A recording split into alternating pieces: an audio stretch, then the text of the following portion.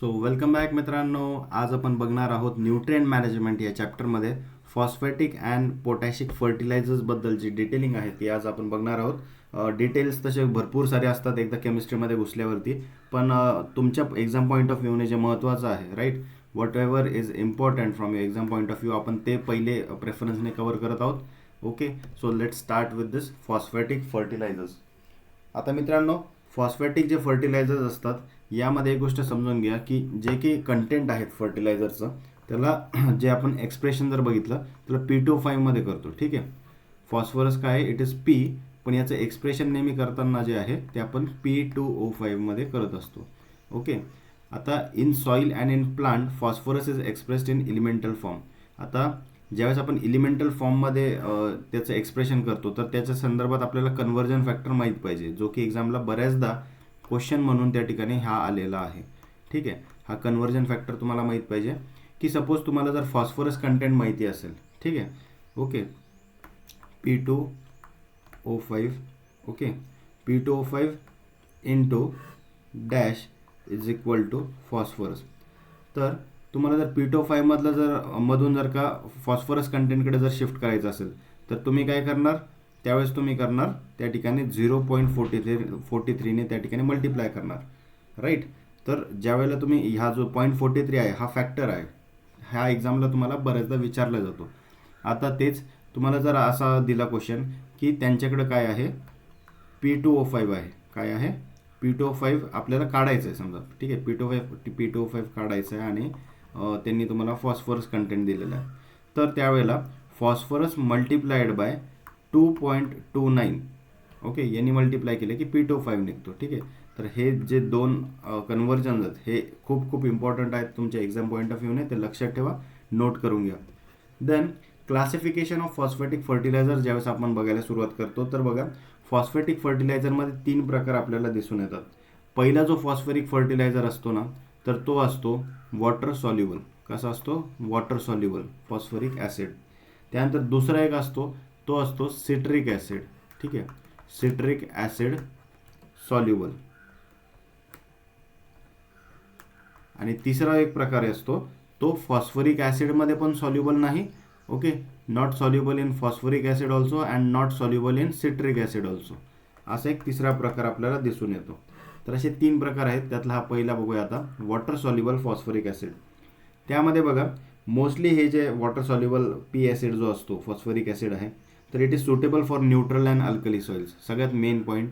ठीक आहे, हे स्टेटमेंट तुम्हाला डायरेक्टली एक्झामला येतं की वॉटर सॉल्युबल फॉस्फरिक ॲसिड जो आहे तर which it is suitable for which kind of soils, तर हे न्यूट्रल टू अल्कली सॉइल्ससाठी जे आहे हे सुटेबल आहे.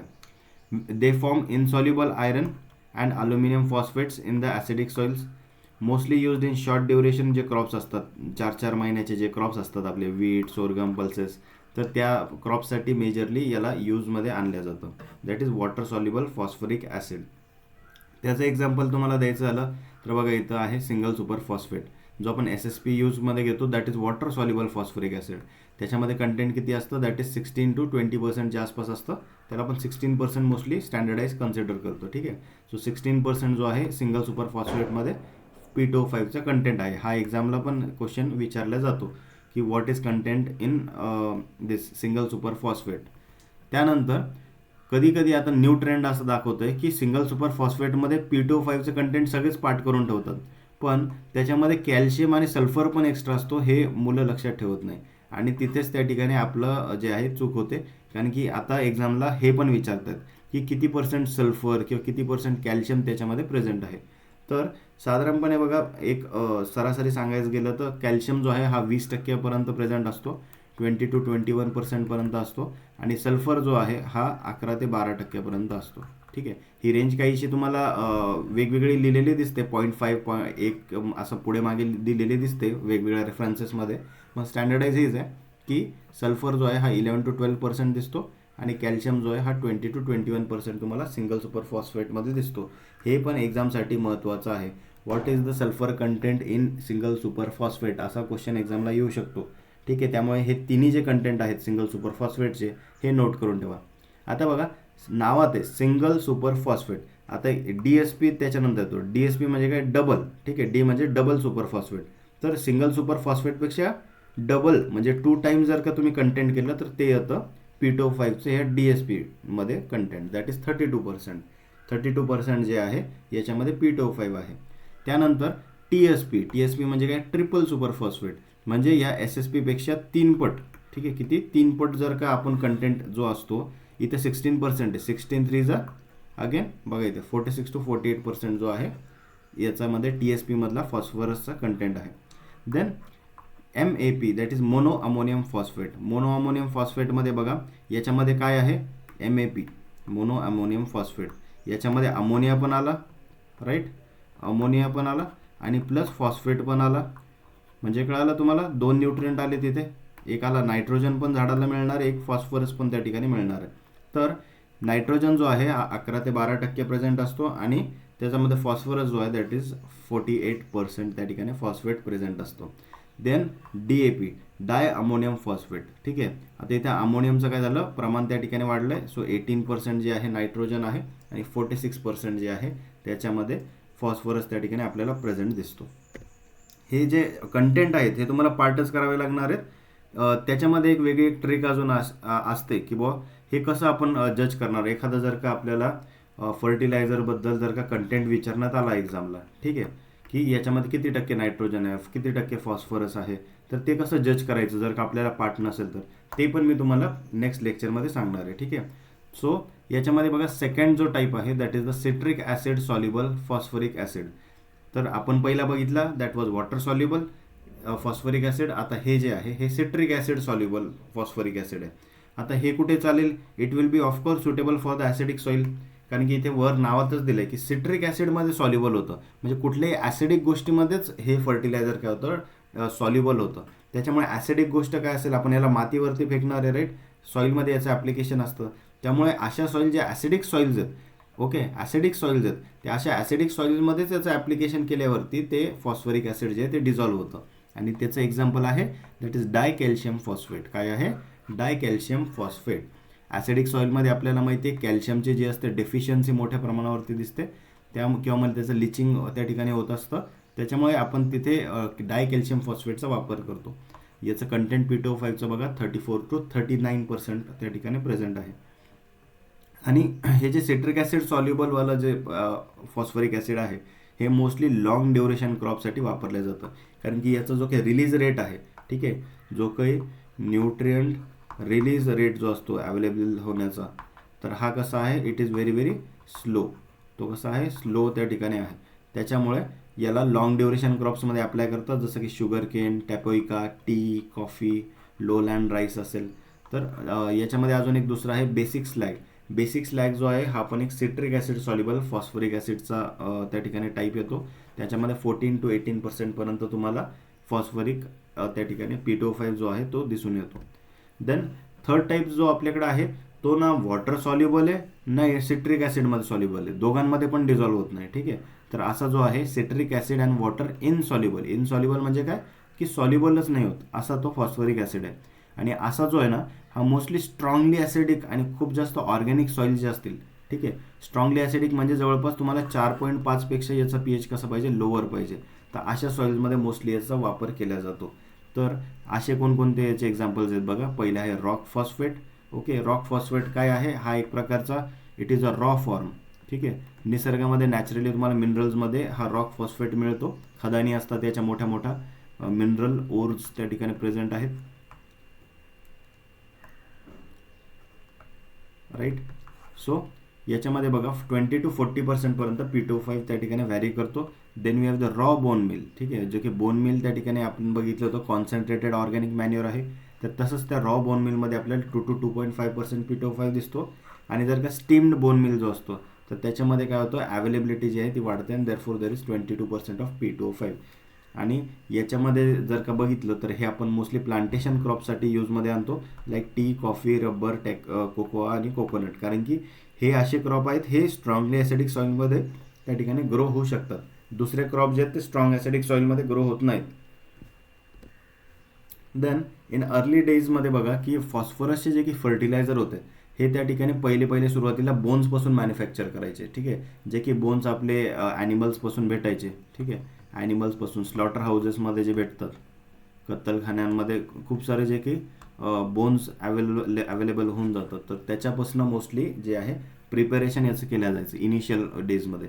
त्याच्यानंतर फॉस्फरस फर्टिलायझर जे असतात ते आजच्या घडीला जर आपण बघितलं मॅन्युफॅक्चर केले जातात रॉक फॉस्फेटपासून. ठीक आहे, मी तुम्हाला आता सांगितलं होतं जो की रॉ फॉर्म आहे फॉस्फरसचा, मिनरल ओर जे असतात, तर की त्या खदानींमधनं हा रॉक फॉस्फेट काढला जातो, जो की एक प्रमुख त्या ठिकाणी एक मिनरल सोर्स आहे आणि it is mostly found in igneous sedimentary and metamorphic रॉक्समध्ये हा आपल्याला दिसून येतो. तिथल्या खदानींमधनं याला काढलं जातं आणि त्याच्यापासून जे आहे आजच्या घडीला जेवढं की आपल्याकडं सिंगल सुपर फॉस्फेट आहे किंवा दुसरे जे की फर्टिलायझर आहे अवेलेबल आहेत फॉस्फरसचे, ते त्याच्यापासून तयार केल्या जातात. देन मिनरल्स बिअरिंग जे फॉस्फरस आहे कोणकोणते बघा, ॲपेटाईट आहे, क्वार्ट्ज आहे, सिलिकेट्स आहे, कार्बोनेट्स, सल्फेट्स आणि सिस्क्वे ऑक्साईड्स. तर असे वेगवेगळ्या प्रकारचे मिनरल्स आहेत ज्याच्यामध्ये फॉस्फरस आपल्याला दिसून येतो. We can use them for the production of phosphatic fertilisers. Then we have 2 important material required for phosphorus fertiliser production. कोणते? एक तर आहे रॉक फॉस्फेट. ठीक आहे, रॉक फॉस्फेट एक महत्त्वाचं आहे आणि दुसरं आहे H2SO4. त्याला काय म्हणतो आपण?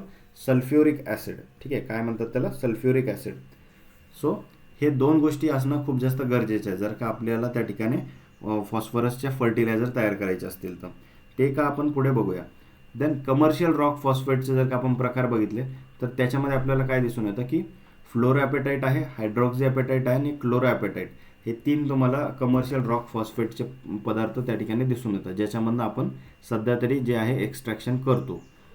देन सिंगल सुपर फॉस्फेट जे आपलं आहे single super phosphate that is SSP, ज्याच्यामध्ये की काय आहे 16% पर्यंत आपल्याला P2O5 दिसून येतो आणि त्यामध्ये सल्फर किती आहे? आताच लास्ट स्लाईडमध्येच आपण मागे बघितलं किती पर्सेंट सल्फर आहे याच्यामध्ये, नियरली अबाउट 11 to 12% सल्फर आहे. आणि कॅल्शियम किती आहे?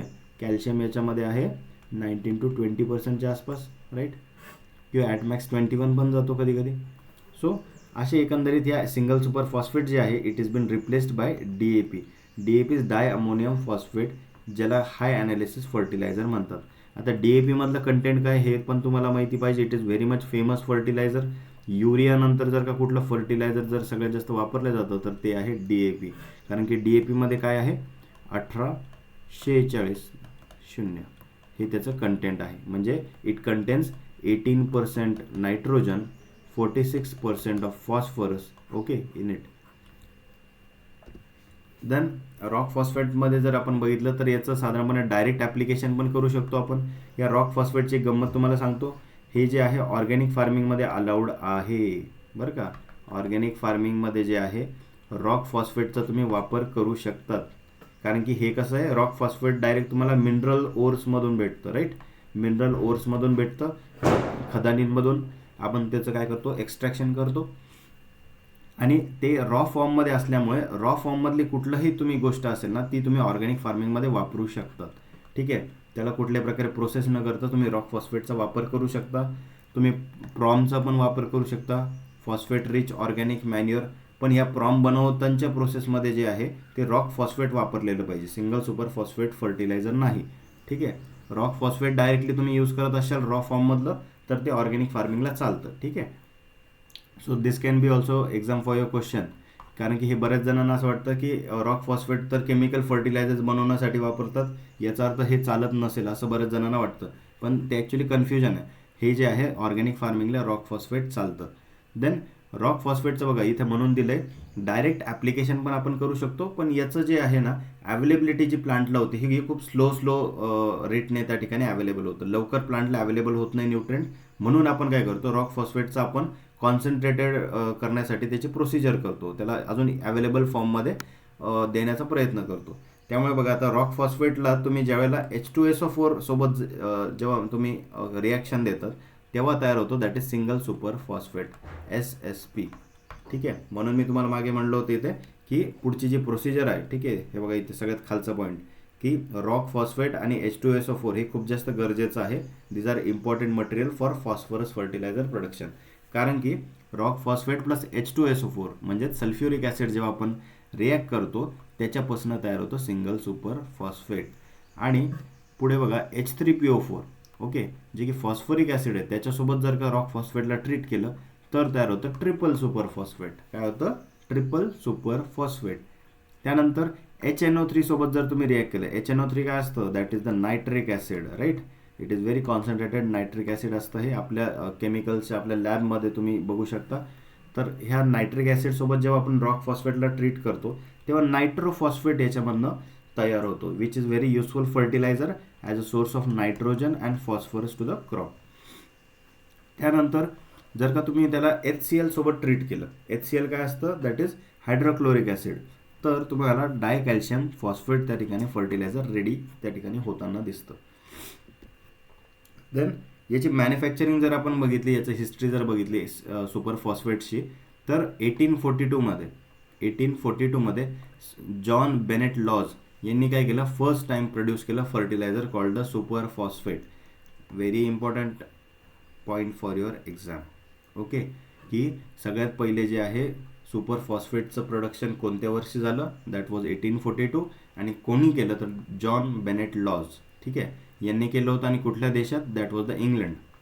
तर इंग्लंडमध्ये जे आहे सुपर फॉस्फेटचं त्या सगळ्यात पहिले जे आहे प्रोडक्शन त्या ठिकाणी केलं गेलं होतं by the sir John Bennet Lawes in 1842. Note करून घ्या. आणि यासाठी त्यांनी पेटंट पण घेतलं. पेटंट घेतलं म्हणजे त्याचं जो काही प्रोडक्शन करण्याचा त्याचा अधिकार आहे, राईट, की त्यांनी त्याचं इनोव्हेशन केलं होतं, प्रोसेस फाइंड आउट केली होती, म्हणून काही वर्षासाठी त्यांना त्याचं रॉयल्टी त्या ठिकाणी मिळायची. तर त्यांनी त्याचं पेटंट घेतलं होतं in 1843 by treating coprolite, okay, plus H2SO4. तर सल्फ्युरिक ॲसिड सोबत त्यांनी जे फॉसिलाइज्ड डंग आहे त्याचं ट्रीटमेंट करून त्यांनी तयार केलं होतं. Then the name super phosphate, याला सुपर फॉस्फेट काय म्हणतात? Applies to the fertiliser obtained by treating finely ground rock phosphate with H2SO4 और H3PO4. याचा अर्थ काय? की याचं नाव सुपर फॉस्फेट का दिलं यांनी? कारण की बघा, मी तुम्हाला मागे सांगितलं रॉक फॉस्फेट जो आहे तो ऑर्गॅनिक फार्मिंगमध्ये पण चालतो, राईट. रॉक फॉस्फेट, बरोबर आहे. पण रॉक फॉस्फेटमधून जे की प्लांटला जे फॉस्फरस अवेलेबल व्हायचं तर ते खूप कमी होतं, ठीक आहे. त्याचं जो की लिमिटेशन त्याच्यावरती पडायचं. म्हणून मग याने काय केलं, जॉन बेनेट लॉजने, याचं जे रिॲक्शन आहे, ठीक आहे, ते त्यांनी केलं विथ H2SO4. आता सल्फ्युरिक ॲसिडमध्ये याचं रिॲक्शन केल्यावरती नॅचरली त्या रॉक फॉस्फेटचं काहीसं डिग्रेडेशन होणार, राईट. आणि त्याला इझिली अवेलेबल फॉर्ममध्ये त्या ठिकाणी न्यूट्रिएंट जे आहेत ते अवेलेबल करून देणार. त्यामुळे रॉक फॉस्फेट प्लस H2SO4 किंवा H3PO4 जे याच्यासोबत जेव्हा ट्रीट केलं तेव्हा त्याला सिंगल सुपर फॉस्फेट आहे, त्यानंतर ट्रिपल सुपर फॉस्फेट आहे, हे फर्टिलायझर्स त्यांनी तयार केले जे की खूप इझिली रेडिली फॉर्ममध्ये फॉस्फरस जे आहे ते डिझॉल्व्ह करायचे आणि प्लांटला अवेलेबल करून द्यायचे. तर हे याचं आहे वैशिष्ट्य. त्यामुळे बघा की रॉक फॉस्फेटमध्ये पहिली कमी फॉस्फरस मिळायचा, पण सिंगल सुपर फॉस्फेटमध्ये काय झालं, जास्त फॉस्फरस मिळायला लागला. म्हणून त्याला नॉर्मली फॉस्फेटपेक्षा त्याला सुपर फॉस्फेट बनायला लागले. म्हणजे अगोदरच्या फॉस्फेटपेक्षा तो कसा झाला? सुपर झाला. It is giving more concentrated form of phosphorus to the soil. Okay, then super phosphate contain 16% P2O5. Single super फॉस्फेटमध्ये आपल्याला माहिती आहे 16% P2O5 आहे. And it is referred to as the normal single super phosphate. So the product made through this H3PO4 contains 46% P2O5 called as triple super phosphate. आता भारतामध्ये बघा तुम्ही single super phosphate जो आहे तर हा फर्स्ट टाइम जो होता it was produce by EID, that is Parry India limited. ही ती कंपनीचं नाव आहे, ठीक आहे. आणि ही कुठे आहे? दॅट इज राणीपेट जे आहे नियर चेन्नई, साऊथ इंडियामध्ये राणीपेट जी जागा आहे इथे याचं सगळ्यात पहिले फर्स्ट टाइम प्रोडक्शन झालं होतं. दॅट इज सिंगल सुपर फॉस्फेटचं first time production in India. ते कुठे झालं होतं? It was at Ranipet. हे एक्झामला क्वेश्चन येतो, हे नोट करून ठेवा. आणि याचं इयर काय? तर ते पण याचं इयर जे आहे की कोणत्या वर्षी याचं प्रोडक्शन सगळ्या फर्स्ट टाइम झालं ते पण नोट करा. ते मी सांगणार नाही, तो होमवर्क तुम्हाला, ठीक आहे, की कोणत्या वर्षी त्या ठिकाणी याचं प्रोडक्शन सगळ्यात पहिले चालू झालं होतं सर्च करा, ठीक आहे. So they started with bones plus H2SO4 to produce single super phosphate. आणि त्यानंतर मग त्यांनी रॉक फॉस्फेटचा वापर करायला सुरुवात केली. पहिले बोन्स यूज केले, त्याच्यानंतर रॉक फॉस्फेट वापर करायला सुरुवात केली for the production of SSP. Production जर टेक्निक जर आपण बघितली तर सिम्पल होती. सप्लाइड फॉस्फरस जो होता दॅट इज 13% आणि कॅल्शियम जो होता 23% पर्यंत अवेलेबल होता. It was basically a low analysis fertiliser होतं. हाय कॉस्ट ऑफ ट्रान्सपोर्टेशन इथे लागत होती आणि ॲप्लिकेशन जे होतं per unit of the nutrient हे त्या ठिकाणी जास्त होतं. देन मार्केट शेअर जर का याचा बघितला only less than 20% due to low phosphorus content. Nowadays DAP जे आहे हे जास्त वापरल्या जातं, बरोबर आहे. सिंगल सुपर फॉस्फेटमध्ये 16% त्या ठिकाणी आपल्याला माहिती आहे फॉस्फरस आहे. तेच DAP मध्ये जर बघितलं तर 46%पर्यंत 46% पर्यंत P2O5 जो आहे आपल्याला DAP मध्ये दिसून येतो. त्याच्यामुळे SSP पेक्षा जे आहे लोक आता काय करताय, DAP ला जास्त प्रेफरन्स देतात. ठीक आहे, they are giving more preference to the DAP, कारण DAP मध्ये फॉस्फरस पण मिळतोय आणि त्यासोबत नायट्रोजन पण मिळतोय. Then finally ground rock phosphate जर बघितलं आपण तो it is treated with H2SO4 in manufacturing of SSAP and TASP, that is triple super phosphate, हे SSP आहे. ठीक आहे, आता SSPचं याचं जर रिॲक्शन आपण बघितलं तर हे कसं आहे बघा, तर साधारणपणे इथं आपण कॅल्शियमचा जो की मॉलिक्यूल आहे तो त्या ठिकाणी रिॲक्ट करतो with the sulphuric acid plus तिथे वॉटर व त्यामध्ये मॉलिक्युल्स काहीसे प्रेझेंट आहेत आणि then it forms the monocalcium phosphate, monocalcium phosphate. ठीक आहे, C आहे इथे मोनोकॅल्शियम फॉस्फेट. दॅट काय आहे ते, that is 3 calcium H2PO4 twice, that is H2O plus calcium sulphate जो आहे याच्यामधनं वेगळा पडला बघा. ठीक आहे, हा बाहेर पडतो वेगळा आणि हायड्रोजन फ्लोराईड पण याच्यामधनं बाहेर निघतो. सो हा जो मेन प्रोडक्ट आहे आपला दिस मोनोकॅल्शियम फॉस्फेट. ट्रिपल सुपर फॉस्फेटची पण एकंदरीत इथे खाली रिॲक्शन दिलेली आहे. हे एक्झामला तुम्हाला रिॲक्शन डायरेक्टली विचारत नाही, कारण आपली एक्झाम जी आहे ती MCQ बेस्ड आहे. हीच जर का एक्झाम आपली थिअरी बेस्ड असते तर त्यावेळेस आपल्याला डिटेलिंगमध्ये जावं लागलं असतं for the processes. Then specification जर आपण बघितले SSP आणि TSPच्या तर याच्यामध्ये बघा अगेन इथं दिलं आहे 12%. बघा इथं मॉइश्चर कंटेंट याच्यामध्ये मॅक्झिमम जो आहे 12% पर्यंत असतो in both of this type. त्यानंतर फॉस्फरिक ॲसिड जर आपण बघितलं, फ्री फॉस्फरिक ॲसिड ते किती आहे याच्यामध्ये 4% आहे सिंगल सुपर फॉस्फेटमध्ये, ट्रिपल सुपर फॉस्फेटमध्ये 3% पर्यंत आहे. आणि वॉटर सॉल्युबल जे आहे P2O5 हे 16% आहे, राईट. इकडे 42.5. तर हे जे कंटेंट आहेत ना, तर टोटल फायनली आपण बघितलं तर 16% P2O5, इकडं 46% P2O5 आहे. आता TSP जो आहे त्याच्यामध्ये सिट्रेट सॉल्युबल फॉस्फरिक ॲसिड पण आहे काहीशा प्रमाणात, तो आहे 3.5%.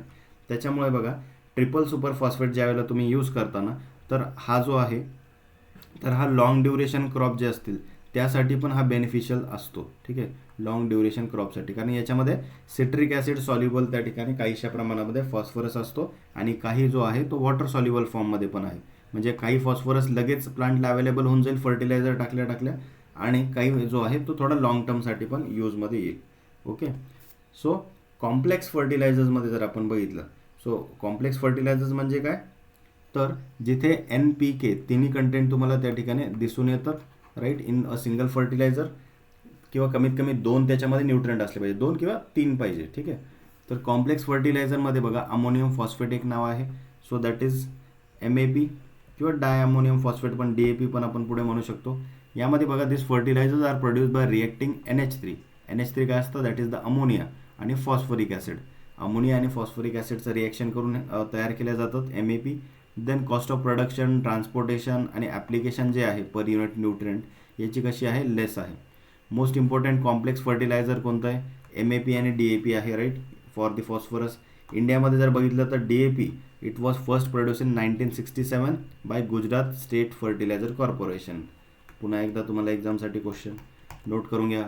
DAPचं फर्स्ट टाइम प्रोडक्शन कुठे झालं होतं, it was in India, that was in 1967 आणि कोणी केलं होतं, by the Gujarat state fertiliser corporation. Mono ammonium phosphate जो आहे याचा ॲसिडिक त्या ठिकाणी pH असतो, दॅट इज द 4, आणि DAP जो आहे हा बऱ्यापैकी न्यूट्रल त्या ठिकाणी असतो, त्याचं pH आहे 7. त्यामुळे ज्यावेळेस तुम्ही MAP मोनो ॲमोनियम फॉस्फेट हा जर तुम्हाला अप्लाय करायचा असेल, हा तुम्ही त्या ठिकाणी अल्कली सॉईलला अप्लाय करू शकतात. ठीक आहे, असं का, कारण की बघा अल्कलीन सॉईलला जर तुम्ही ज्याचं pH 8 आहे 9 आहे अशा सॉईलला जर का आपण अप्लाय केलं तर नॅचरली याचा pH 4 आहे या फर्टिलायझरचा, ॲसिडिक रेसिड्यू या MAPचा आहे. त्यामुळे अल्कलीन तुम्ही जर सॉईलला याला अप्लाय केलं तर त्याचा जो pH आहे तो तुम्ही न्यूट्रलकडे घेऊन येऊ शकतात. म्हणजे फर्टिलायझर तर सॉईलला मिळेलच, राईट, क्रॉपला ते अवेलेबल होईलच, पण त्यासोबत काय होईल की जे की खूप जास्त अल्कलीन पण सॉईल नसली पाहिजे आणि खूप जास्त ॲसिडिक पण नसली पाहिजे. तुम्ही जेवढे जास्त एक्स्ट्रीम लेवलला जाशाल तेवढे जास्त तुमचे क्रॉप लावण्याचे तुमच्यावरती लिमिटेशन्स त्या ठिकाणी फार्मरवरती येत चालतात. त्यामुळे शक्यतो जे की pH असेल सॉईलचा हा कसा पाहिजे, न्यूट्रल पाहिजे. It should be between 6.5 to 7.5 ही सगळ्यात आयडियल रेंज मानल्या जाते. याच्यामध्ये तुम्ही कुठलेही क्रॉप्स त्या ठिकाणी कल्टिवेट करू शकतात. सो ग्रेड जर काय याचे बघितले तर 1152 1846 असे एकंदरीत याचे काय ग्रेड्स आहेत. हे झालं MAP आणि हे झालं DAP. सो वॉटर सॉल्युबल आहे, गुड फिजिकल प्रॉपर्टीज याच्यामध्ये आपल्याला प्रेझेंट दिसतात. देन मॅन्युफॅक्चरिंग याची जी आहे MAP आणि DAPची, तर त्याचं साधारणपणे रिॲक्शन दिलं की फॉस्फरिक ॲसिड त्या ठिकाणी अमोनियासोबत ट्रीट केल्यावरती मोनोअमोनियम फॉस्फेट झाला. Again phosphoric acid with NH3 जेव्हा ट्रीट करतो त्याचा डायअमोनियम फॉस्फेट होतो with more concentrated process. Then याच्यामधले फॉस्फेटिक फर्टिलायझर जर का आपण बघितले तर काही जसं आपण म्हणलं की काही कसे असतात, they are water soluble like single super phosphate, काही आहेत citric acid soluble that is di calcium phosphate 34% P2O5 आहेत, आणि काही जे दोघांमध्ये इनसॉल्युबल आहेत, राईट, वॉटरमध्ये पण इनसॉल्युबल आणि सिट्रिक ॲसिडमध्ये पण insoluble. Then that is the rock phosphate, right. आणि हे जे आहेत हे कुठे चालतात, this is for long duration crops.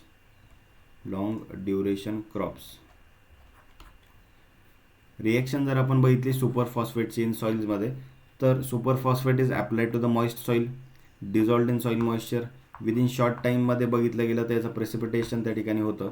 आणि single super phosphate it is not leached from the soil by rainfall, हे याचं वैशिष्ट्य आहे.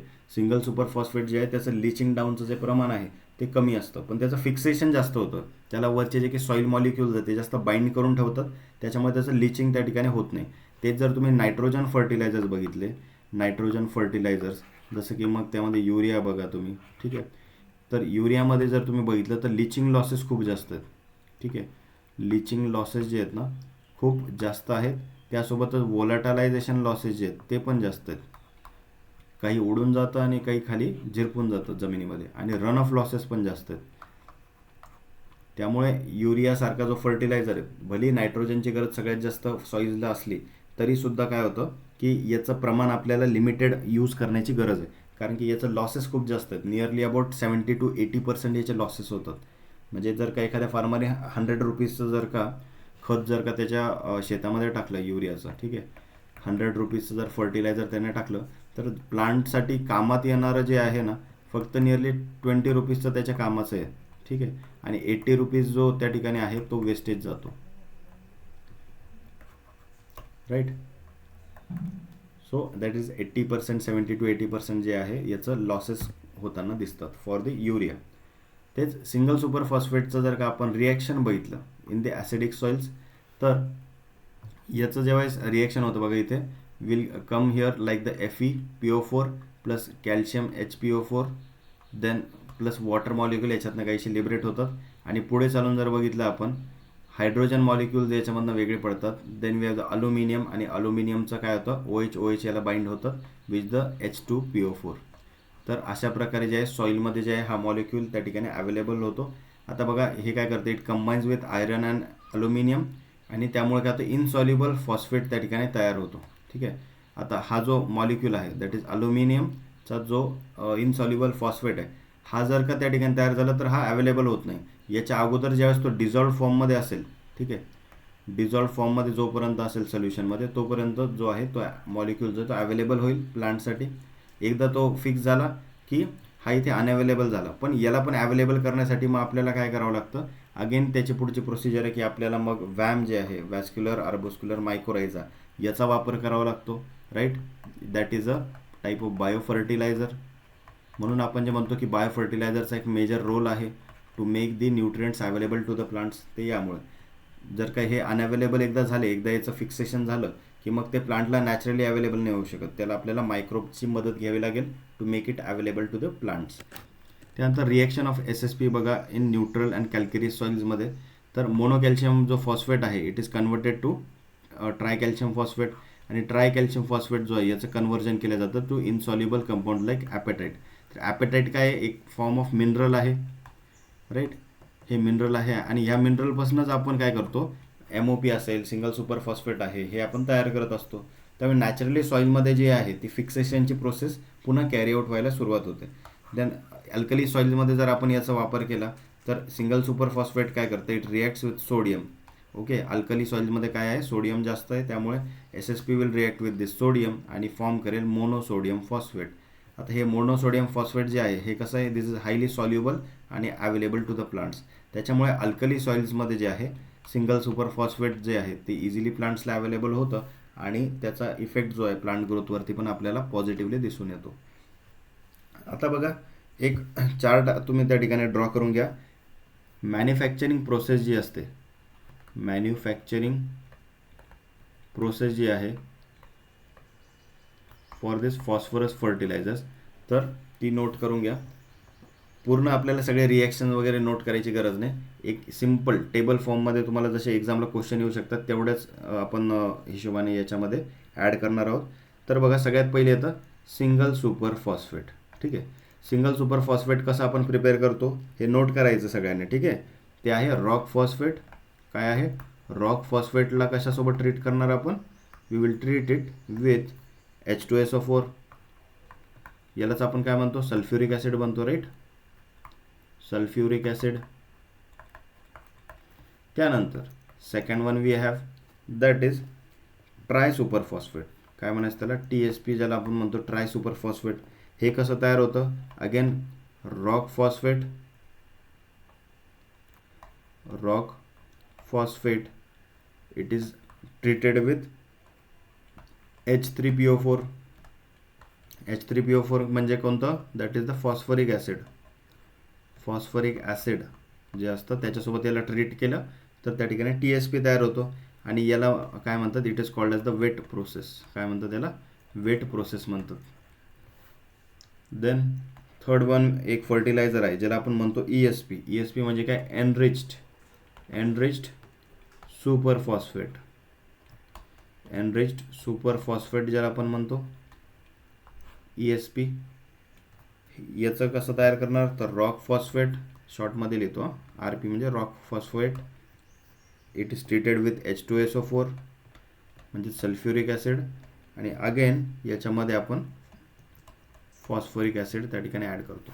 तर हे वरचे दोन्ही ॲसिड घ्यायचे आणि रॉक फॉस्फेटसोबत एकत्रितपणे जर का तयार केले तर एनरिच्ड सुपर फॉस्फेट तयार होतो. Then we have fourth one that is ammoniated super phosphate. काय आहे, अमोनिएटेड सुपर फॉस्फेट.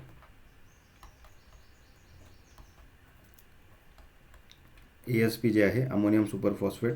तर याच्यामध्ये बघा जे की सिंगल सुपर फॉस्फेट आपण वरती तयार करतोय किंवा मग ट्रिपल सुपर फॉस्फेट जे आपण तयार करतोय याला काय करायचं, आपण अमोनियासोबत रिॲक्शन द्यायचं. NH3 सोबत जर आपण याला रिॲक्शन दिलं की ESP त्या ठिकाणी तयार होतो. Then we have the di calcium phosphate. काय आहे, डाय कॅल्शियम फॉस्फेट. याचं जर बघितलं तर आपण rock phosphate it is crossed with again HCl सोबत तुम्ही जर का रॉक फॉस्फेटला त्या ठिकाणी रिॲक्शन करायला दिलं तर DCP या ठिकाणी तयार होतो. Then we have that is tri ammonium phosphate. काय आहे, ट्राय अमोनियम फॉस्फेट. आता हा जो ट्राय अमोनियम फॉस्फेट आहे तर हा जर तुम्हाला प्रिपेअर करायचा असेल तर आपण काय करतो, NH3ला त्या ठिकाणी ट्रीट करतो विथ P4 नाही P2 येईल इथे, H4P2O7 सोबत याला ट्रीट केले की ट्राय अमोनियम फॉस्फेट रेडी होतो. And then last one we have that is the nitro phosphate, right. Nitro phosphate आपण बऱ्याचदा फार्मर्स यूज करताना आपल्याला दिसेल, तुम्ही कदाचित घरी तुमच्या फार्मवरती यूज केला असेल. That is nitro phosphate. आणि हे फर्टिलायझर कसं तयार करतात, तर रॉक फॉस्फेटला जे आहे आपण याला ट्रीट करतो विथ H2PO4 आणि into HNO3. That is nitric acid, phosphoric acid treated with rock phosphate. तर अशा प्रकारे जे टोटली मॅन्युफॅक्चरिंग जी आहे या 7 मेजर फर्टिलायझर्सची मी तुम्हाला दाखवलेली आहे. हे फक्त तुम्हाला माहीत पाहिजे की कोणतं कशासोबत त्या ठिकाणी ट्रीट केल्यावरती त्या ठिकाणी कोणतं फर्टिलायझर तयार होतं, राईट. रॉक फॉस्फेटसोबत H2SO4 त्या ठिकाणी ट्रीट केलं तर काय तयार होतं, तर सिंगल सुपर फॉस्फेट. एकदम सिम्पल वेमध्ये मी तुम्हाला इथं नोट डाऊन करून दिलं. देन पुढचं बघूया आपण आता, सुपर डायजेस्टेड कंपोस्ट म्हणजे काय हे माहीत पाहिजे तुम्हाला. सुपर डायजेस्टेड कंपोस्ट जे आहे एक प्रकारचे it is a enriched compost. Enriched compost with single super phosphate किंवा ट्रिपल सुपर फॉस्फेट. म्हणजे जे की आपण कंपोस्ट तयार करतो त्याच्यामध्ये जर का आपण हे फर्टिलायझर ॲड केलं सिंगल सुपर फॉस्फेट, तर जे की कंपोस्ट रेडी होईल ऑर्गॅनिक कंपोस्ट, त्याला म्हणतात super digested compost. Okay. Then nitrophosphate. Nitrophosphate जो आहे त्याच्याबद्दल एक पॉईंट नोट करा की हा जो फर्टिलायझर आहे nitrophosphate, this fertiliser it is half water soluble. याचा जो हाफ पोर्शन आहे इट इज वॉटर सॉल्युबल आणि हाफ जो आहे हा सिट्रेट सॉल्युबल आहे. कसा आहे? हाफ पोर्शन जो आहे हा कसा आहे? सिट्रेट सॉल्युबल आहे. हे याचं वैशिष्ट्य आहे. त्याच्यामुळे हा नायट्रोफॉस्फेट जो आहे तुम्ही लॉंग टर्म क्रॉपसाठी देऊ शकतात. म्हणजे जेणेकरून तुम्हाला लगेच पण काही प्रमाणात जो वॉटर सॉल्युबल पोर्शन राहील ते वाला जे फॉस्फरस आहे ते लगेच त्या ठिकाणी प्लांटला अवेलेबल होऊन जाईल आणि काहीचं जे की सिट्रेट सॉल्युबलवालं जे आहे ते लॉंग टर्मसाठी जे क्रॉप असतात थोडे काही दिवसानंतर 2-3 महिन्यानंतर न्यूट्रिएंट अवेलेबल करून देतात. सो असं हे नायट्रोफॉस्फेट फर्टिलायझर आहे. त्यानंतर we have one MCQ again, that is TVA. याला काय म्हणतात? It is called as Tennessee Valley Authority. TVA हे जे आहे टेनेसी व्हॅली ऑथॉरिटी एक आहे. यांनी काय केलं होतं? डेव्हलप केलं होतं एक फर्टिलायझर. कोणतं आहे माहिती आहे? They have developed ammonium polyphosphate. कोणतं आहे? Ammonium polyphosphate. हे पण काही एक्झाम्सला येऊन गेलेला क्वेश्चन आहे पहिले. ठीक आहे. तर TVA जे आहे यांनी काय तयार केलं? That is ammonium polyphosphate. हे यांनी तयार केलेलं आहे. देन बोन मिल जो आहे, ठीक आहे, बोन मिल जो आहे हा इझिली काय होतो? हा वॉटर सॉल्युबल असतो का? नाही, राईट. त्यामुळे याला ॲसिडिक कंडिशन जास्त लागते. त्यामुळे हे जर का बोन मिल तुम्हाला यूज करायचं असेल तर आपण काय करतो? बोन्सला क्रश करतो आणि then it is suitable for कोणत्या सॉईलसाठी? It will be suitable for acidic soils, right. कारण की ॲसिडिक सॉईलचा pH लो असतो, त्याच्यामुळे बोन जो आहे तो तिथे ॲसिडिक सॉईलच्या कंडिशनमध्ये डिग्रेड पण होऊ शकतो इझिली. आणि त्याच्यामुळे त्यातल्या त्यात हे कोणत्या क्रॉपसाठी सुटेबल आहेत? For the long duration crop. Sugar cane झाला, टी झाला, कॉफी झाला, अशा क्रॉपसाठी हा बोन मिल जो आहे हा यूज केला जातो. Then one we have that is the basic slag. Basic slag जे आहे it is also type of raw material fertiliser. आणि हे कुठे यूज केलं जातं? For acidic to neutral. Okay. Acidic to bit of neutral जे सॉइल्स असतील तुमच्या त्यासाठी तुम्हाला हे यूजमध्ये आणू शकतात. बेसिक स्लॅगवरती पण बऱ्याचदा एक्झामला क्वेश्चन येतो, ठीक आहे, की बेसिक स्लॅगमध्ये किती % त्या ठिकाणी P25 आहे? तर नोट करून घ्या 8 to 12% जे आहे P25 जनरली आपल्याला दिसून येतो याच्यामध्ये, ठीक आहे. आणि it is suitable for acidic to near neutral soils. Alkali सॉइलला हे बिलकुल चालत नाही, ठीक आहे. बेसिक स्लॅग जो आहे हा जर तुम्ही अल्कली सॉइलला टाकला तर सॉइलमध्ये फिक्सेशन होऊन जातं, कुठल्याही प्रकारे क्रॉप्सला अवेलेबल होत नाही, ठीक आहे. त्यामुळे फक्त acidic to near neutral soil जर असतील त्याला तुम्ही याच्यामध्ये आपण वापरामध्ये घेऊ शकतो. देन आता आपण नेक्स्ट त्या ठिकाणी न्यूट्रिएंट बघणार आहोत, that is the potassium, right. Potassium फर्टिलायझरच्या काही गोष्टी नोट करा. पोटॅशियम फर्टिलायझरबद्दल की बघा, पोटॅशियम जे आहे हे फर्स्ट कोणी आयसोलेट केलं होतं? It was first isolated by Humphry Davy. कोणी केलं होतं? Humphry Davy. आणि इन द इयर 1807. तर 1807 मध्ये सगळ्यात पहिले जे आहे ते पोटॅशियमला आयसोलेट करण्यात आलं बाय हम्फ्री डॅवी. नोट करून घ्या, this is important for exam. And then it is very vital for the functioning of living organisms. सेलसाठी हे खूप महत्त्वाचं आहे, हे पण त्याने फाइंड आउट केलं. त्यानंतर हा जो पोटॅशियम आहे ज्याला आपण K या सिम्बॉलने त्या ठिकाणी दाखवतो, तर it is the only nutrient. हा कसा आहे? It is the only nutrient absorbed in larger amount, absorbed in larger amount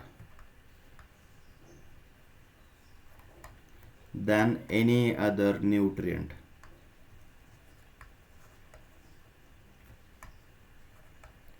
phosphorus नाही, त्यानंतर नायट्रोजन पण नाही. सगळ्यात जास्त नायट्रोजन जो आहे, नायट्रोजन सगळ्यात जास्त त्या ठिकाणी ॲब्झॉर्ब होतो. जर का आपण नायट्रोजन जर सोडला तर त्याच्यानंतर सगळ्यात जास्त न्यूट्रिएंट जर कुठला ॲब्झॉर्ब होतो लार्जर अमाऊंटमध्ये तर तो आहे पोटॅशियम. Okay, after nitrogen. ठीक आहे, आफ्टर नायट्रोजन. तर नायट्रोजनच्या नंतर सगळ्यात जास्त कुठला न्यूट्रिएंट ॲब्झॉर्ब होतो तर दॅट इज द पोटॅशियम. हे नोट करून घ्या. ओके. देन राईस स्ट्रॉ जर का आपण बघितला, राईस स्ट्रॉ जो असतो त्याच्यामध्ये पण आपल्याला पोटॅशियमचं प्रमाण चांगलं दिसतं. दॅट इज 1.4% पोटॅश जो ते आहे तो त्यामध्ये अवेलेबल असतो. राईट. आणि सॉईलमध्ये जर का आपण पोटॅशियमचं जर बघितलं, total potassium content in soil. Okay, total K content in सॉईलमध्ये जर आपण बघितलं सो दॅट कम्स अराउंड 0.05 पासून चालू होतो तो 3% पर्यंत रेंज त्याची आपल्याला दिसून येते. ओके. देन आता पोटॅशियम फर्टिलायझरबद्दल एक सगळ्यात महत्त्वाचा पॉईंट जो की एक्झामला क्वेश्चन म्हणून तुम्हाला येऊ शकतो, that is luxury consumption. Luxury consumption जे आहे आणि हिडन हंगर. हिडन हंगर हे दोन जे कन्सेप्ट्स आहेत ना, हे दोन्ही कन्सेप्ट जे आहेत लक्झरी कन्झम्पशन आणि hidden hunger, this both are associated with the potassium fertiliser. ठीक आहे, हे लक्षात ठेवा. हे एक्झामला वेळोवेळी क्वेश्चन येतो की hidden hunger is related to which nutrient, luxury consumption is related to which nutrient. तर हे कन्सेप्ट दोन्ही जे आहेत हे रिलेटेड आहेत टू द पोटॅशियम फर्टिलायझर. आता लक्झरी कन्झम्पशन म्हणजे काय, तर लक्झरी कन्झम्पशनमध्ये काय होतं बघा, लक्झरी म्हणजे काय की खूप जास्त लॅविश आपण लाईफस्टाईल जगणं. Right, that is the luxurious. So luxury म्हणजे काय, जास्त ज्यावेळेस तुमच्याकडे पैसा जास्त असतो त्यावेळेस तुम्ही ती लॅविश लाईफस्टाईल जगू शकतात. राईट. तर तसंच इथे अर्थ आहे. लक्झरी म्हणजे काय की ज्यावेळेस तुम्ही पोटॅशियम जो आहे हा न्यूट्रिएंट जर का सॉईलमध्ये जास्त अवेलेबल असला. ओके, पोटॅशियम न्यूट्रिएंट जर का खूप जास्त अवेलेबल असला मोर क्वांटिटीमध्ये सॉईलमध्ये, प्लांटला जर याची अवेलेबिलिटी जास्त झाली तर प्लांट काय करतं आपलं की प्लांट त्याला अपटेक करायला सुरुवात करतं. ठीक आहे, आणि गरज नसते पण तरी काय करतं प्लांटमध्ये त्याचं कॉन्सन्ट्रेशन वाढत जातं, त्याचं कन्झम्पशन जे ते जास्त करतं. सो हे एकंदरीत हा जो कॅरेक्टर आहे हा या पोटॅशियम न्यूट्रिएंटचा आपल्याला दिसून येतो प्लांटमध्ये. त्यानंतर हिडन हंगर म्हणजे काय की आता हे जे प्लांट असेल ठीक आहे, तर प्लांटमध्ये सपोज आपल्याला माहिती की एखादा न्यूट्रिएंट जर का कमी व्हायला लागला तर काय होतं, त्याची डेफिशियन्सी दिसते. बरोबर आहे, त्याचे पानं काय होतात, पिवळे पडतात किंवा त्याचे वेगवेगळे सिम्पटम्स आहेत, स्पॉट्स त्याच्यावरती दिसतील. तर असे जे की सिम्पटम आपल्याला वेगवेगळ्या न्यूट्रिएंटचे दिसून येतात. पण पोटॅशियममध्ये काय होतं, सपोज आता 100 kg जर का त्या ठिकाणी रिक्वायरमेंट असेल, एक आपण उदाहरण घेतोय फक्त, सपोज 100 kg पोटॅशियमची रिक्वायरमेंट आहे एका प्लांटला. ठीक आहे, चांगलं ग्रोथ होण्यासाठी. आणि 10 kg जे आहे तर साधारणपणे हे 10 kgला आपण डेफिशियन्सी धरू. ठीक आहे, 10 kg जर का फक्त अवेलेबल असेल तर डेफिशियन्सी. पण बघा 10 to 100 kg मधली जी रेंज असते, तर सपोज आता प्लांटकडे अवेलेबल असेल 60 kg. ओके, 60 kg पोटॅशियम प्लांटमध्ये अवेलेबल आहे, पण त्याला तर 100 पाहिजे. पण याचा अर्थ काय, पाहिजे रिक्वायरमेंट आहे चांगल्या ग्रोथसाठी 100 kg पोटॅशियमची, पण प्लांटमध्ये सध्या किती आहे, 60 kg त्या ठिकाणी पोटॅशियम अवेलेबल आहे. म्हणजे काय, कम्पॅरेटिव्हली कमीच आहे. राईट, डेफिशियन्सी इथे आहे. तरीसुद्धा काय करतं प्लांट जे आहे ना ते सिम्पटम दाखवत नाही. सिम्पटम्स जे आहेत तर सिम्पटम्स जे आहेत ते दाखवत नाही. ओके,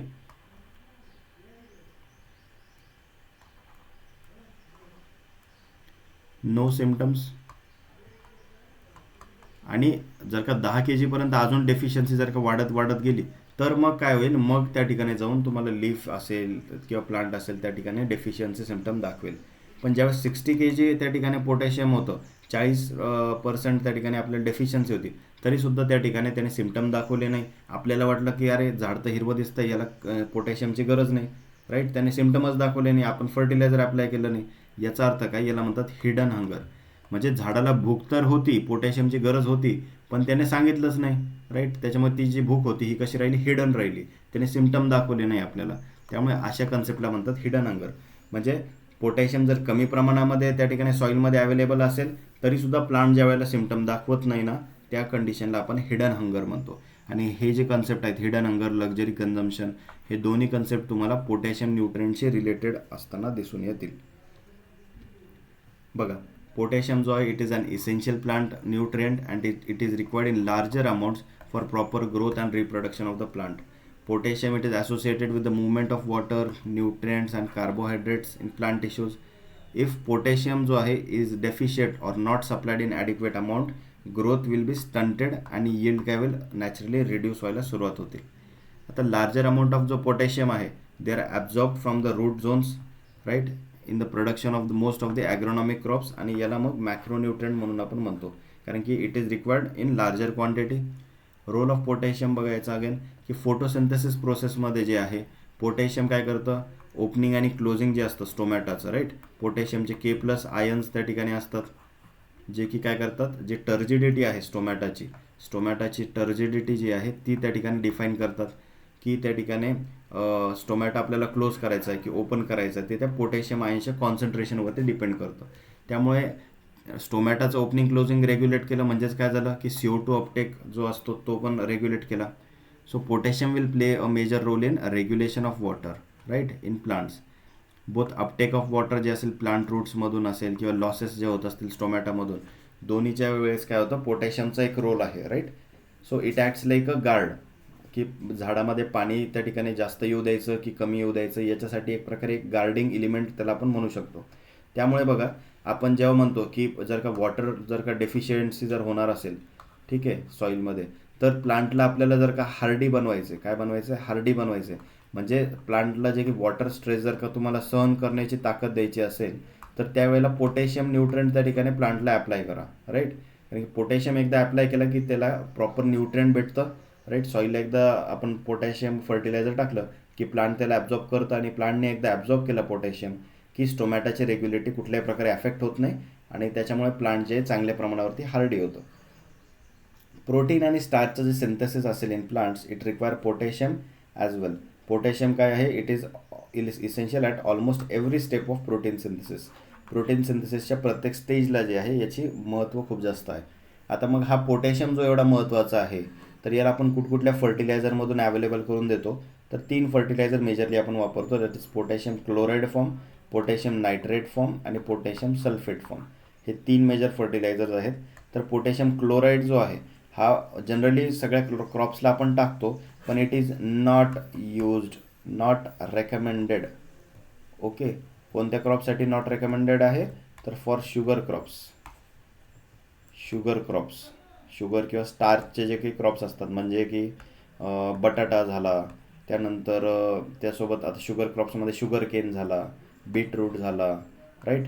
त्यानंतर त्यासोबतच टोबॅको जो आहे, टोबॅकोचे लीफ जे असतात तर ते आपण काय करतो त्याला यूज केलं जातं इन इंडस्ट्री, राईट.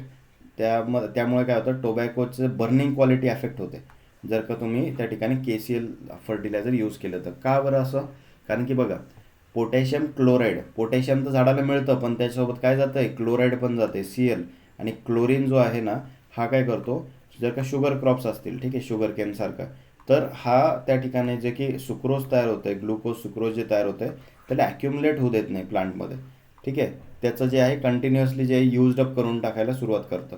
त्याच्यामुळे जर का ॲक्युम्युलेशन जर का प्रॉब्लेममध्ये आलं, ठीक आहे, ॲक्युम्युलेशन जर का प्रॉब्लेमॅटिक झालं तर नॅचरली ते जे काही शुगरचा जो काही ज्यूस असेल त्याच्यामध्ये शुगर प्रोडक्शन कमी होणार, राईट. त्यामुळे ॲक्युम्युलेशनचा इश्यू होऊ नये म्हणून आपण काय करतो पोटॅशियम क्लोराईड आपण अवॉइड केलं पाहिजे फॉर सच क्रॉप्स. आणि हा एक्झामला तुम्हाला क्वेश्चन विचारला जातो की which among the following fertiliser is not recommended for sugar crops and tobacco crop किंवा स्टार्च क्रॉप्स जे असतात जसं की पोटॅटो झाला, कारण की त्याच्यामध्ये स्टोरेज ऑर्गनमध्ये स्टोरेजच होऊ देत नाही, that is the potassium chloride. Note करून घ्या हा question, the most famous question from this potassium जो सिलेबस आहे पोटॅशियम फर्टिलायझरचा न्यूट्रिएंटचा त्याच्यामधला हा मोस्ट फेमस क्वेश्चन आहे की कोणतं त्या ठिकाणी फर्टिलायझर आहे it is not recommended for sugar or starchy crops. Okay, that is potassium chloride. मग त्या जागेवर कोणतं वापर करायचा अशा क्रॉप्सला, तुम्ही पोटॅशियम सल्फेट वापरा, पोटॅशियम नायट्रेट वापरा, ते चालेल. सो पोटॅशियम क्लोराईड जो आहे यालाच फेमस नाव आहे म्युरेट ऑफ पोटॅश पण म्हणतात, ठीक आहे, म्युरेट ऑफ पोटॅश पण याला म्हणतात.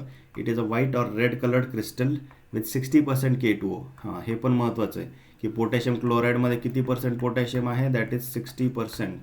Okay, so it is completely soluble in water आणि देअरफॉर रेडिली अवेलेबल होऊन जातं क्रॉप्सला. Not lost from the soil, it is absorbed in on the colloidal surfaces. Potassium chloride जो आहे कॉमनली मार्केट केलं जातं ॲज इन ग्रॅन्युअल किंवा powder फॉर्ममध्ये विकल्या जातं. याचं आयनायझेशन त्या ठिकाणी होतं. एकदा पाण्यामध्ये त्याला विरघळलं की पोटॅशियम आणि क्लोराईड आयन्स त्या ठिकाणी सेपरेट आउट होतात सॉईलमध्ये गेल्यावर, आणि लाईक NH4 आयन्स जसे असतात तसेच पोटॅशियम आयन जे असतात ते त्या ठिकाणी ॲब्झॉर्ब केल्या जातात by the plant roots. Then potassium chloride it is sold in market as muriate of potash. त्यानंतर हे कसं आहे, इट इज चीपर, सगळ्यात स्वस्त हे पोटॅशियमचं फर्टिलायझर आहे. ठीक आहे, भले हे शुगर क्रॉप्सला चालत नाही पण हे सगळ्यात स्वस्त असल्यामुळे फार्मर ज्याला प्रेफर करतात. It is very cheaper than other potassium fertilizers, त्यामुळे extensively used for the cultivation practices. Manufacturing जर का याची आपण KCLची बघितली तर याचे आपण वेगवेगळे मिनरल्स आहेत याच्यापासून याला मॅन्युफॅक्चर करतो. ते आहे सिल्व्हिनाईट, कार्नालाईट, सिल्वाईट, केइनाईट, असे हे जे 4 मिनरल सोर्स आहे याच्यामधून आपण याला वापर करत असतो. आता कार्नालाईट जर का आपण वापरला त्याच्यामधून बघा मॅग्नेशियम पण एक एक्स्ट्रा सोर्स जातो. केनाईट जर बघितलं याच्यामधून मॅग्नेशियम पण एक एक्स्ट्रा सोर्स जातो, राईट. त्यामुळे मल्टिपल न्यूट्रिएंट पण आपण ह्या रॉ मटेरियलमधून एक्स्ट्रॅक्ट करू शकतो, right, along with the potassium. KCl can be prepared by using above raw materials by crystallisation and flotation method. Advantages काय काय आहेत बघा KClचे. रेडिली त्या ठिकाणी डिझॉल्व्ह होतं पाण्यामध्ये, राईट. प्रोडक्शन कॉस्ट याची कशी आहे, लो आहे. Raw materials are available. KCl काय करते, it makes soil fertile, cheaper आहे दॅन अदर पोटॅशिक फर्टिलायझर्स. काही डिसॲडव्हान्टेजेस पण आहेत या फर्टिलायझरचे की हार्मफुल टू सीड, कारण सीड जर्मिनेशनच्या वेळेला जे आहे, जर्मिनेशनच्या वेळेला हे जे क्लोरीन याच्यामध्ये प्रेझेंट आहे ना, हा याच्यामध्ये विलनसारखा ॲक्ट होतो, राईट. त्यामुळे हा जो क्लोरीन आहे हा जर्मिनेशनला त्या ठिकाणी सप्रेस करायचं काम करतो. लिटिल ग्रोईंग जे प्लांट असतात वेन इन कॉन्टॅक्ट, तर त्यासाठी जे प्लांट्स असतात ते सेन्सिटिव्ह असतात क्लोरीनसाठी, त्यामुळे चालत नाही. Then potassium sulphate.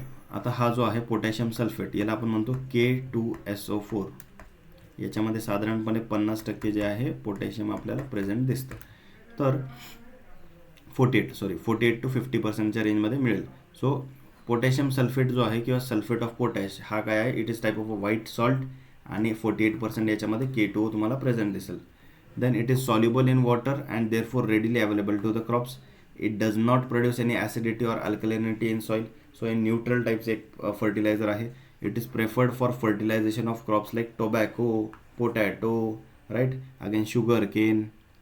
जे जिथे जिथे आपण ते पोटॅशियम क्लोराईड नाही वापरू शकत ना, त्या क्रॉपसाठी आपण हे पोटॅशियम सल्फेट यूजमध्ये आणतो आणि रेडिली सॉल्युबल होतं वॉटरमध्ये आणि त्यामुळे क्रॉप्सला इमिडिएटली जे आहे याचं अवेलेबिलिटी होऊन जाते. जर का याचं बाय प्रोडक्ट जर बघितले या पोटॅशियम प्रोडक्शनचे, तर आपल्याला सॉल्ट NaCl तयार होताना दिसतो. मॅग्नेशियम सल्फेट हे मी तुम्हाला सांगितलं की ते केनाईट जे आहे तर त्या मिनरलमधून आपण मॅग्नेशियम सल्फेट पण तयार करू शकतो. So that is MgSO4. Na2SO4 पण तयार होतो. ग्लोबर सॉल्ट, ब्रोमाइड एक्स्ट्रा तयार होतो. पोटॅशियम हायड्रॉक्साईड तयार होतो. मॅग्नेशियम क्लोराईड पण रेडी होतो. तर वेगवेगळे जे प्रोडक्ट्स आहेत हे त्याच्या प्रोसेसमधनं पण आपल्याला मिळतात. ॲग्रिकल्चरल जर आपण याचे ॲप्लिकेशन जर बघितले तर this fertilizer is added to improve the yield and quality of plants growing in the soil that are lacking the adequate supply of the potassium nutrient. आता पोटॅशियम सल्फेट जो आहे हा एक्सलेंट सोर्स आहे पोटॅशियमचा आणि त्यासोबतच जे की द के पोर्शन जो असतो K2SO4चा, it is no different from the other potash fertilizers. म्हणजे जर का तुम्ही KCl घेतला that is potassium chloride, okay, potassium chloride घेतला आणि K2SO4 घेतला, तर याच्यामधला जो K आहे आणि याच्यातला जो K आहे पोटॅश आहे, हे दोघांचे जे की फॉर्म आहेत ना हे सेम आहेत, ठीक आहे. त्याच्यामुळे याचे ॲप्लिकेबिलिटी जी आहे तर ती कशी आहे, ती सिमिलरच आहे, युजफुल आहे. So potassium is needed to complete many essential functions in plant like activating enzyme reactions, synthesizing proteins, starch बनवणे, शुगर बनवणे, त्यासोबत वॉटर फ्लोला सेल्समध्ये रेग्युलेट करण्याचं पण काम हे करत असतं. देन कॉन्सन्ट्रेशन जो असतो पोटॅशियमचा, तर in soil it is too low to support healthy plant growth. It leaves damages the लिव्हचे जे काही डॅमेज असतात, so it can be avoided by using the potassium fertilizer. So I think that will be all for today related to this phosphorus and potassium fertilizer, right? तर अजून आता याचं जर आपण पोटॅशियमचं बघितलं, पोटॅशियम, तर याची डिफिशियन्सी कशी दिसते, तर लीव्ज जर तुम्ही बघितले, एक लीफ जर का बघितलं, तर लीफला तुम्हाला जे मार्जिनला स्कॉर्चिंग याची दिसून येईल. पहिली गोष्ट, प्लांटच्या लोअर पोर्शनमध्ये त्या ठिकाणी असले पाहिजे हे लीव्स, ठीक आहे. लोअर पोर्शन जे असेल प्लांटचं, तिथे याची डेफिशियन्सी सिम्पटम दिसते पोटॅशियमची. आणि कशी दिसते, तर याचे जे लीव्सचे मार्जिन आहेत, ठीक आहे, हे जे मार्जिन आहेत कोपरे, तर याचे मार्जिन्स काय होतात, तुम्हाला पिवळे पिवळे पडलेले दिसतात. आणि मधलं जे पान असतं ते ग्रीन कलरचं असतं. मध्ये ग्रीन कलर असेल, पण याचे मार्जिन जे आहेत ना, ते तुम्हाला ब्राउनिश टू येलोइश कलरचे होताना दिसतील. तर याला म्हणतात मार्जिनल स्कॉर्चिंग ऑफ लीव्स. तर हे जे आहे हे आपल्याला पोटॅशियम डिफिशियन्सीमध्ये दिसेल. किंवा एक अजून एक रोजेट पण आहे, ठीक आहे. रोजेट फॉर्मेशन म्हणजे काय, की एखाद्या प्लांटचं जे की तुम्ही जर बघितलं, तर खूप जास्त अबनॉर्मल ग्रोथ दिसते, खूप जास्त असे गुच्छे एकाच जागेवर त्याला आलेले दिसतात, राईट. तर त्या रोजेट ग्रोथला जे आहे that is also due to deficiency of potassium. आणि मार्जिनल बर्निंग जी आहे ही कुठून चालू होते हे पण महत्त्वाचं आहे. हे या टिप पोर्शनपासून चालू होते, ठीक आहे. पान कुठून पिवळं पडायला चालू होतं, तर इथे पहिले व्हाईट ब्राउनिश तुम्हाला येलोइश कलर दिसेल, आणि मग याचे मार्जिनल जे आहे असे वरून खालीकडे स्कॉर्चिंग दिसेल. म्हणून याला म्हणतात इन्व्हर्टेड व्ही शेप, ठीक आहे. हा कसा आहे, याचं स्कॉर्चिंग कशी दिसते, it is inverted V shape deficiency जी आहे ही कोणत्या न्यूट्रन डेफिशियन्सीची आहे हे पण तुम्हाला विचारलं जातं एक्झामला. So that is due to potassium deficiency, ठीक आहे. That is the marginal scorching. So I think that will be all for today. अभ्यास करत राहा. त्या ठिकाणी कोणाला काही डाऊट्स असतील तुम्ही मला विचारू शकतात. So that's all for today. Stay tuned. Thank you.